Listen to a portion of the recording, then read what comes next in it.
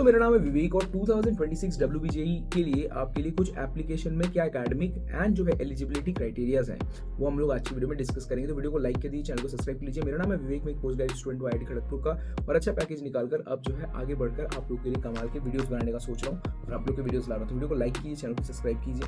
तो सबसे पहले बात करते हैं, एक पहला क्वेश्चन आता है एकेडमिक क्राइटेरिया में कि क्या है एज रिक्वायरमेंट्स। तो एज रिक्वायरमेंट देखो 17 साल से ज्यादा अगर रहोगे तो आप अपना एप्लीकेशन फॉर्म भर सकते हो WBJE का, मतलब 31/12/2026 के हिसाब से 31/12 मतलब अगर आप देखो तो 31/12 मतलब अगर दिसंबर के हिसाब से अगर आप 16 साल प्लस हो तो आप इस फॉर्म को भर सकते हो।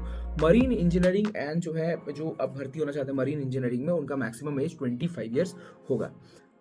साथ ही साथ कौन एलिजिबल है अप्लाई करने के लिए, देखो कोई भी रिस्ट्रिक्टेड नहीं है, ऑल इंडिया कोटा के हिसाब से हर एक सिटीजन इस एप्लीकेशन को भर सकता है और साथ ही साथ जो भी नेपाल के हो भूटान के वो लोग भरते हैं यूजली।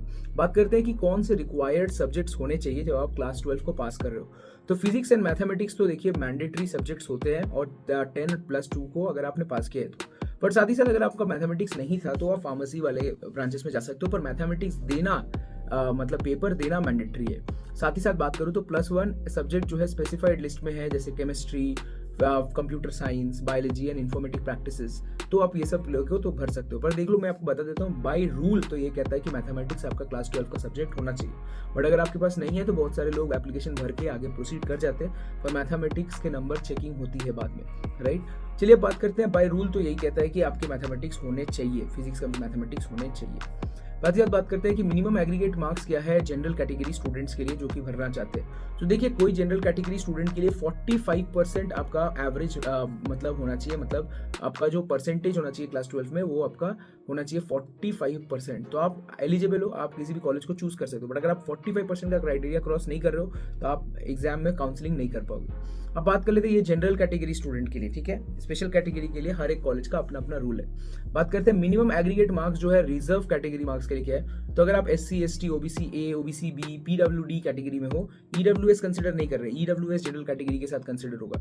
बट अगर आप SC ST OBC A B हो तो आप 40% अगर क्लास 12 में ला रहे हो तो भाई आप रिक्वायर्ड सब्जेक्ट जो कि फिजिक्स मैथमेटिक्स और कोई भी एक इंक्लूडिंग सब्जेक्ट के साथ हो तो भाई आप जो है 40% क्राइटेरिया से WBJE एग्जामिनेशन का फॉर्म भर सकते हो। अब बात करते हैं is there is any specific requirement for English subject. देखिए इंग्लिश में आपका अगर 30% लाओगे क्लास 12 में तो आप एलिजिबल हो फॉर्म भरने के लिए। बट अगर 30% नहीं आ रहा है तो फिर आप एलिजिबल नहीं हो इसका फॉर्म भरने के लिए। प्रैक्टिकल एग्जाम स्कोर जो होता है क्या एलिजिबिलिटी चेक में लगता है? यस दोस्तों, आप कैटेगरी जो कैंडिडेट्स है required to pass theoretical and practical both. तो अगर आप प्रैक्टिकल पास कर रहे हो थियोरेटिकल पास नहीं कर रहे हो, अगर थियोरेटिकल पास कर रहे हो प्रैक्टिकल पास नहीं कर रहे हो तो भी आप एलिजिबल नहीं हो। तो परमिटेड कॉम्बिनेशंस के साथ आप प्रैक्टिकल थ्योरी दोनों मिलाकर पास होने चाहिए। तो ऐसा होता है CBSE वाले स्टूडेंट्स के साथ। कैन स्टूडेंट्स जो है कि वोकेशनल बैकग्राउंड अप्लाइंग कर सकते हैं फॉर इंजीनियरिंग। देखिए अगर आप DVOC स्ट्रीम लेना चाहते हो, आप जो है ब्रिज करना चाहते हो कोर्सेज तो आप कर सकते हो। तो आप लोग देखिए yes candidate who have pass the DVOC stream in the same और applied sector are eligible. Universities will offer bridge courses mathematics और physics to help the students prepare. जैसा आप कर सकते हो। सब बात करते हैं are candidates applying for admission to the D pharma also eligible. Yes, D formula use कर सकते हो आप। देखो D फार्म जो कि करना चाह रहे हैं उसको PMR रैंक से आप अप्लाई कर सकते हो बहुत सारी जगहों पर D फार्मा। पर यहाँ पर आप दाग लो कि जो होता है JU मतलब जादवपुर यूनिवर्सिटी एकमात्र ऐसा कॉलेज है जहाँ पर आपको B फार्मा भी लेने के लिए आपको GMR रैंक लगेगा, PMR रैंक से नहीं होगा। मतलब मैथमेटिक्स में